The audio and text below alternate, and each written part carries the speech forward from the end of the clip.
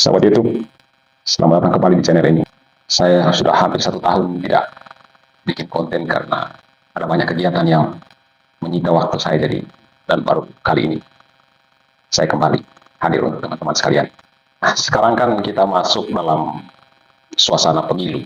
Sebentar lagi masyarakat kita secara demokratis memutuskan siapa yang layak memimpin negeri ini, siapa yang layak menjadi presiden memimpin negara ini 5 tahun yang akan datang, dan sekaligus memilih Dewan Perwakilan.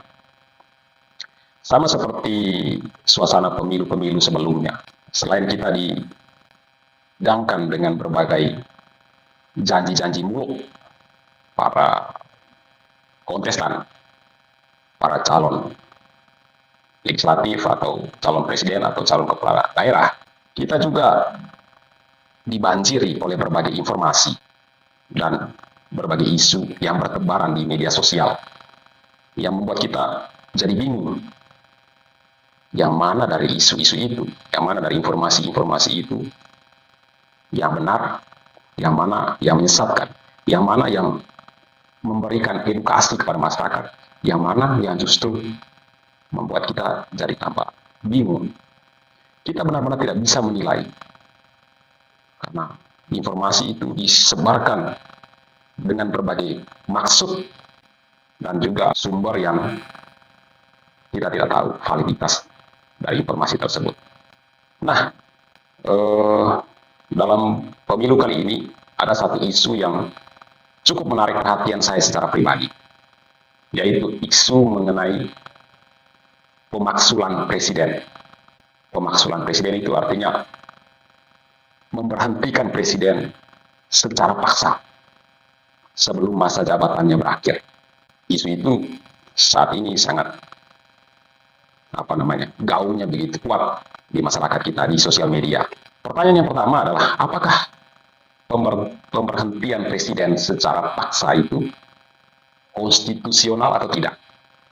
Artinya, apakah memberhentikan presiden itu diatur oleh konstitusi atau tidak? Jawabannya ya, bahwa presiden itu bisa diberhentikan sebelum masa jabatannya secara paksa, dan itu diatur oleh Undang-Undang Dasar kita. Pasal 7A Undang-Undang Dasar 1945 misalnya mengatur mengenai alasan. Alasan-alasan apa saja yang bisa digunakan untuk memberhentikan atau memaksulkan presiden, yaitu misalnya presiden melakukan pelanggaran hukum seperti pengkhianatan terhadap negara, korupsi, penyuapan atau perbuatan tercela, atau kalau presiden terbukti tidak memenuhi syarat lagi sebagai presiden. Dan pemaksulan dan syarat-syarat yang diatur dalam pasal 7A ini bukan hanya untuk presiden, tapi juga wakil presiden. Jadi presiden atau wakil presiden itu bisa dimaksulkan atau bisa diberhentikan secara paksa dari masa jabatannya kalau dia melakukan pelanggaran berat. Nah, alasan-alasan yang diatur di dalam pasal 7A Undang-Undang Dasar 1945 itu, mekanismenya juga diatur, alurnya diatur. Bagaimana prosedur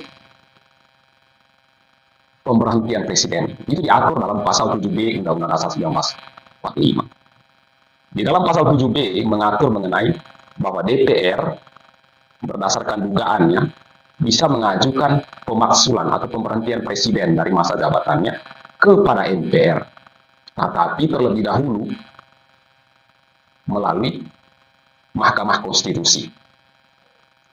Jadi DPR misalnya menduga bahwa presiden melakukan pelanggaran hukum yang berat, korupsi, pengkhianatan terhadap negara misalnya, atau perbuatan tercela, penyuapan, atau terbukti tidak memenuhi syarat sebagai presiden atau wakil presiden. Kalau dugaan itu ada, DPR akan melakukan rapat paripurna dan dihadiri sekurang-kurangnya 2/3 dari anggota DPR. Hasil rapat paripurna itu lalu dibawa ke Mahkamah Konstitusi. Mahkamah Konstitusi akan memeriksa, mengadili, dan memutuskan apakah memang terbukti bahwa presiden atau wakil presiden melakukan perbuatan melanggar hukum seperti yang diatur di dalam pasal 7A.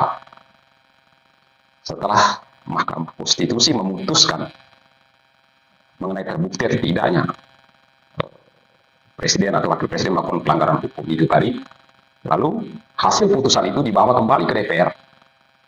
DPR lalu melakukan rapat paripurna lagi untuk kemudian berkas itu dibawa ke MPR. Nanti di MPR paling lambat 1 bulan setelah berkas-berkas itu diterima dari DPR, mereka melakukan rapat paripurna.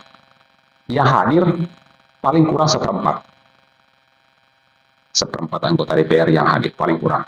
Dan dari seperempat itu minimal 2/3 dari anggota yang hadir itu menyetujui bahwa memang presiden diberhentikan dari masa jabatan.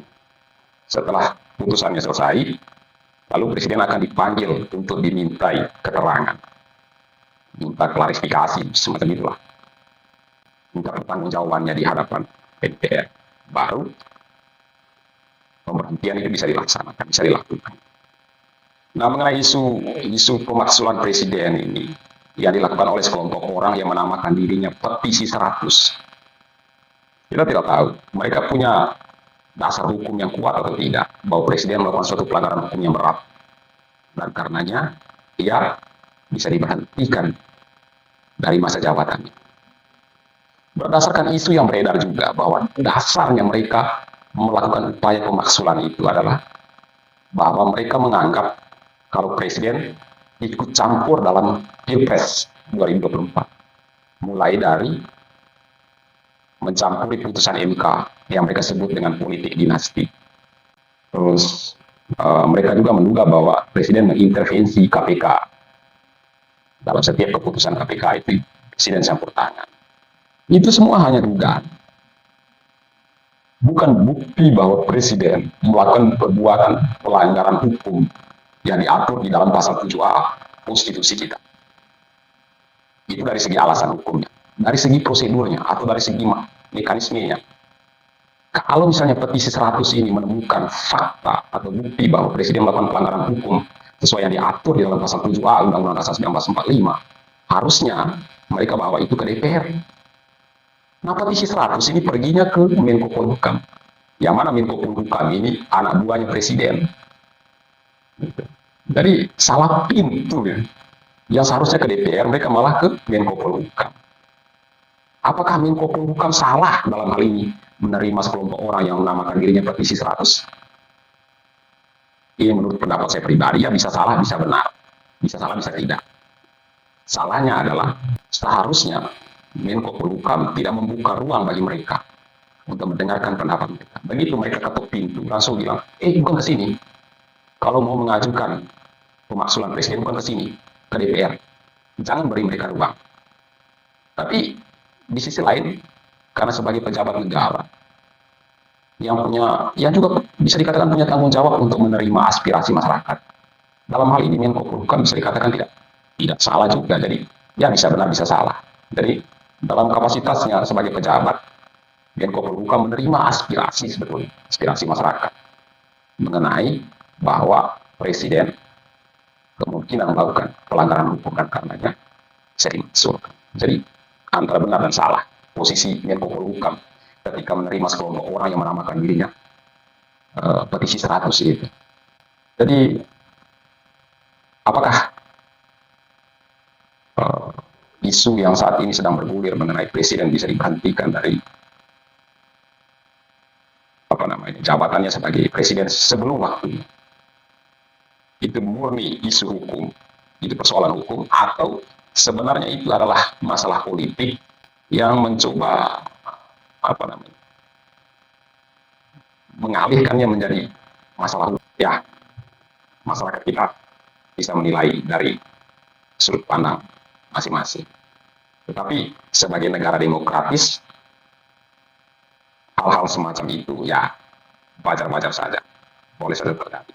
Kalau misalnya ada orang yang beranggapan bahwa presiden tidak lagi memenuhi syarat untuk menjadi presiden, silakan berpendapat.